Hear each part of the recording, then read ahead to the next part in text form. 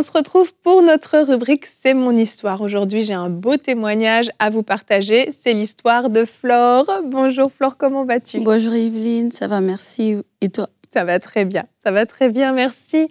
Flore, tu viens nous raconter ton parcours, un parcours de vie qui est passé par l'Église, l'éloignement de l'Église et un retour vraiment où tu t'es pleinement donné au Seigneur. C'est une histoire qui peut peut-être faire écho dans la vie de certains.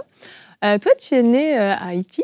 Donc, tu as grandi là-bas pendant plusieurs années, jusqu'à l'âge adulte d'ailleurs. Et tu étais dans une famille où tu avais des frères vraiment plus âgés que toi. Tu étais la cadette et très proche de ta maman qui, elle, était très, très engagée à l'église, très chrétienne. Et tu l'accompagnais un petit peu partout à l'église, c'est ça? Oui, c'est ça. Et effectivement, je suis née dans une famille monoparentale. J'ai 2 grands frères. Et petite, j'accompagnais ma mère partout. Le milieu protestant était mon milieu naturel. Et je crois qu'avant même de donner ma vie au Seigneur, je servais déjà à l'église, je chantais dans les petits groupes, j'enseignais, je racontais les histoires bibliques à ceux qui sont plus jeunes. Et à l'adolescence, j'ai fait la prière du salut. Voilà. À 14 ans environ. Et puis, par la suite, j'allais me faire baptiser. Mais avant, je dois dire que le milieu où j'ai grandi, c'était un milieu très pentecôtiste avec beaucoup de restrictions, pas de pantalon, il faut la mantille, il faut être... La mantille qui est un voile qu'on met sur la tête que tu portais à chaque fois que tu allais à l'église. Oui. C'était impératif. Impératif. Alors, pas de bijoux, pas de maquillage, non, rien du tout. Rien du tout, pas de vernis à ongles, rien du tout. Alors, j'ai grandi comme ça, mais on va dire que les bijoux m'intéressaient bien, les pantalons. Alors, c'est ça, j'ai grandi et arrivé à 17 ans, je crois. Il a fallu que je me puisse faire baptiser. Et moi... Tu t'es baptisée, t'en avais envie ou... Non. Non, pas du tout. Parce que pour moi, il y avait tellement de restrictions et il y avait cette histoire de jouir la vie aussi, qui est d'aller dans les boîtes, aller dans ce qu'on appelle chez nous bal, connaître le sexe avant le mariage, l'alcool, etc. Et aussi, c'est comme si je me privais de ma vie. De ta jeunesse. Oui, de ma jeunesse. Alors, j'ai pas voulu. Mais ma mère était très insistante sur ce point-là et me disait régulièrement que ce qui t'empêche de te faire baptiser va te priver du ciel aussi. Ben, comme ma mère nous a élevés de manière très dure et je n'avais que ma mère et j'étais très attachée à elle, j'avais pas le choix. Je me suis faite baptiser. T'as rien vécu de particulier au moment de ton baptême? C'était un bain? Un peu? Pas exactement, parce que je me rappelle qu'on avait chanté « Jusqu'au bout, je veux te suivre ».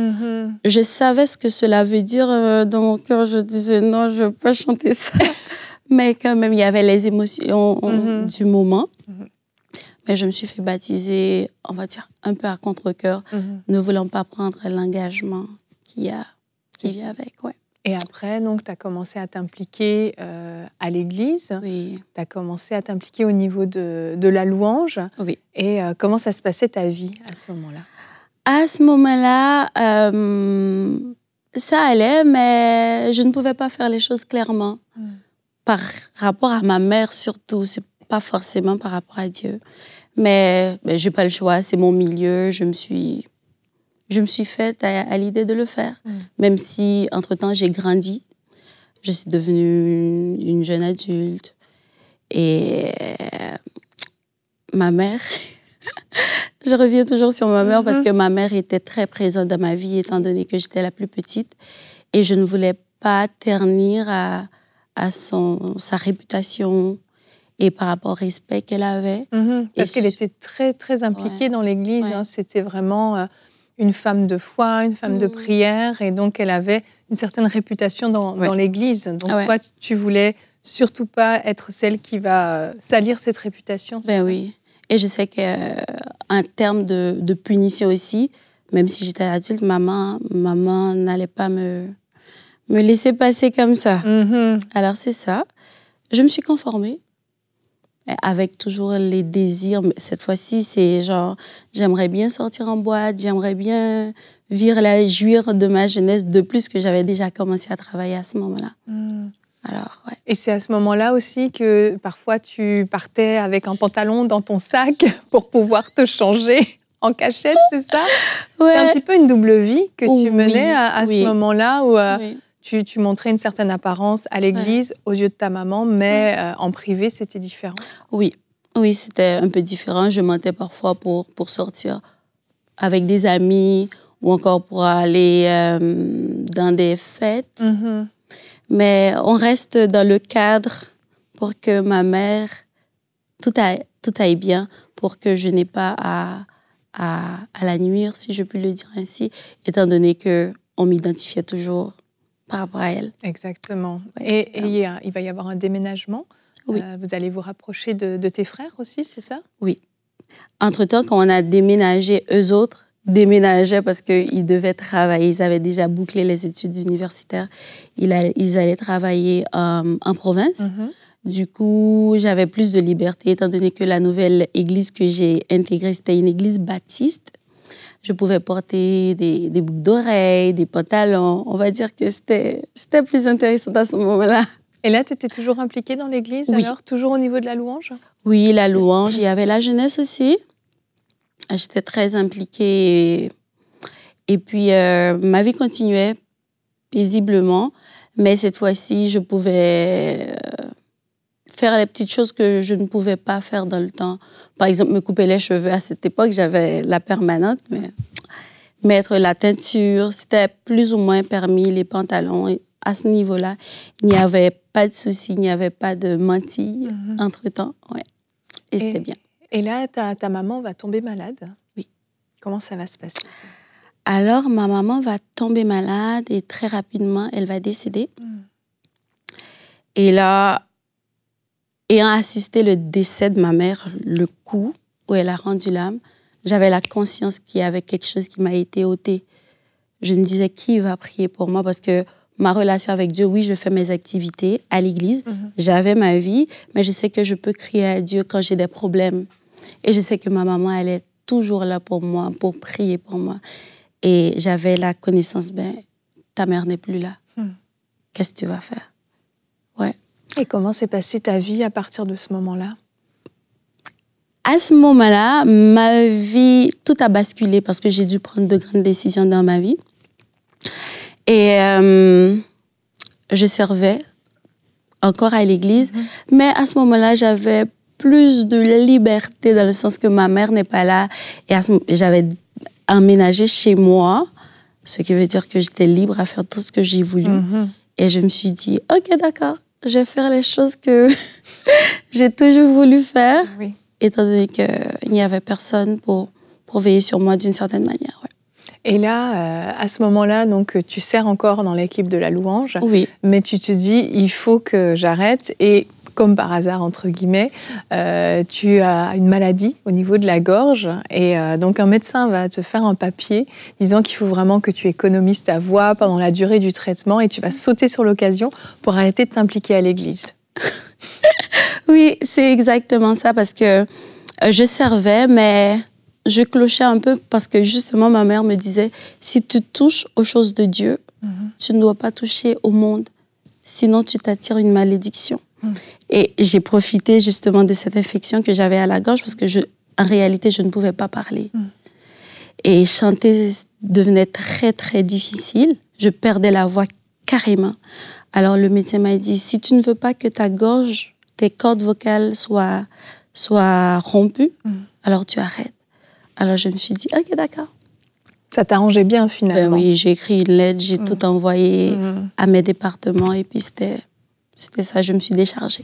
Et là, ça t'a donné encore plus cette liberté pour faire tout ce que tu voulais. Donc là, le monde de la nuit s'ouvre à toi. C'est quel genre de vie que tu vas mener, hein?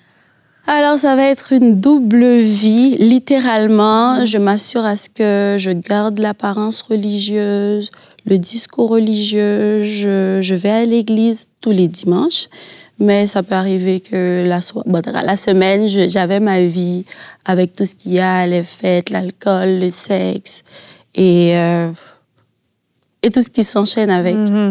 Tu vois? Au point où un dimanche même, tu vas arriver à l'église, tu t'es couché au petit matin, tu es encore sous l'effet de l'alcool quand tu arrives à l'église. Dans ta conscience, comment tu te sens à ce moment-là? Je me sens très mal, mais je le fais pareil parce que c'est la tendance de jouir la vie. Et aussi, j'avais toujours cette impression, cette compréhension de la grâce de Dieu disant que, OK, je suis sauvée, peu importe la vie que je mène, alors le Seigneur, à la fin, me pardonnera. Pour toi, j'ai répété la prière du salut, je me suis fait baptiser, je suis sauvée quoi qu'il en soit, en fait, quoi que je fasse. Donc, t'as pas de peur par rapport à ça? Non. Pas à ce moment-là. Pas à ce moment-là, oui. C'est ça, parce que le temps va passer. Cette double vie, tu vas continuer à la vivre, mais à un moment donné, tu vas te retrouver face à certaines questions qui vont s'imposer à toi. Oui. Et je me rappelle particulièrement de cette nuit-là. J'étais chez moi, probablement autour d'un verre, et il y a une question qui m'a été posée. Si tu meurs aujourd'hui, où tu vas? Et j'ai pas prêté attention et la question est revenue. Cette fois-ci avec une réflexion pour me dire que je sais que tu auras de belles funérailles. On va dire du bien de toi. Mais après, tu vas où? Je ne pouvais pas répondre. T'avais plus cette assurance d'un salut pour toujours, finalement. Face à la réalité, tu vois bien qu'en fait, ton salut n'est pas garanti. Et là, est-ce qu'il y a une peur de la mort qui s'installe, une peur de là où tu vas aller? Oui, maintenant je me pose la vraie question. Où est-ce que je vais aller? Je savais au fond de moi que si je meurs aujourd'hui, c'est sûr, j'irai partout sauf au ciel. Ouais, c'est ça.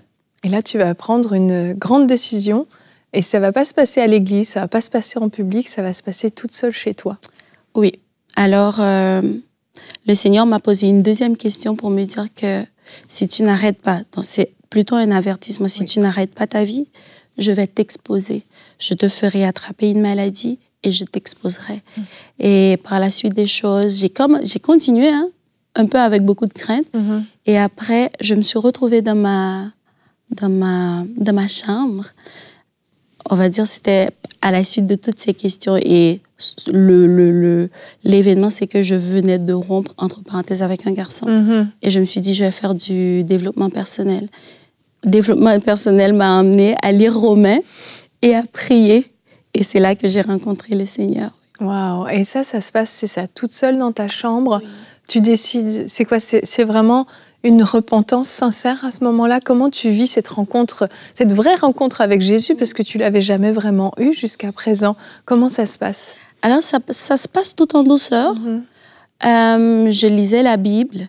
Il y a pas mal de choses que je ne comprenais pas dans le livre de Romains, mais j'ai rencontré le docteur Philippe Mamadou Karambiri qui m'expliquait les choses. Et du coup, au travers de vidéos, d'enseignements? Oui. Et du coup, j'ai rencontré le Seigneur. La chose qui m'a frappée, c'était l'amour de Dieu. Oh, ça m'a percutée. Et j'ai vu que j'avais le pardon. Dieu ne me jugeait pas, même si je ne lui faisais pas plaisir. Mais il me donne la capacité de sortir de toute cette vie-là. Et à mesure que j'avançais avec le Seigneur, et puis c'est comme si j'ai été désintoxiquée. C'est fou. Ouais. Et le monde a-t-il perdu sa saveur, perdu son attrait? Parce que c'était ça, le gros problème de ta vie, c'était que tu aimais le monde et les choses du monde. Est-ce qu'il y a un changement qui s'opère ou c'est difficile pour toi de résister? Ah non, c'était radical. L'amour de Dieu m'a frappée. Et même quand j'ai voulu persister, c'était plus fort que moi. C'était plus fort que moi à ce moment-là. J'ai compris que je devais faire un choix. Et j'ai choisi. Et je me suis soumise à la loi de Dieu. Et l'amour de Dieu a mis le dégoût de tous les plaisirs du monde, de tout ce que j'aimais faire avant, l'alcool, tout ce qui est avec le package. Au fur et à mesure, j'ai été désintoxiquée et je me suis laissée envahir par l'amour de Dieu. C'est beau, c'est beau. Ouais. Et tu as eu cette révélation de la grâce de Dieu, de cette vraie grâce qui t'offre le pardon, mais qui te permet aussi de te détourner vraiment du monde, des péchés. Oui, effectivement. Parce que pour moi, c'était impossible de suivre le Seigneur. C'était impossible. De marcher dans la sainteté, dans la pureté, d'honorer le Seigneur, même s'il n'y a personne. Mais la grâce de Dieu m'a fait comprendre que tu as la capacité de le faire, étant donné que l'Esprit de Dieu est en toi. Ouais. Magnifique témoignage, Flore. Vraiment, merci beaucoup d'être venue nous partager ton témoignage qui est super édifiant. Merci. Merci beaucoup de m'avoir reçu.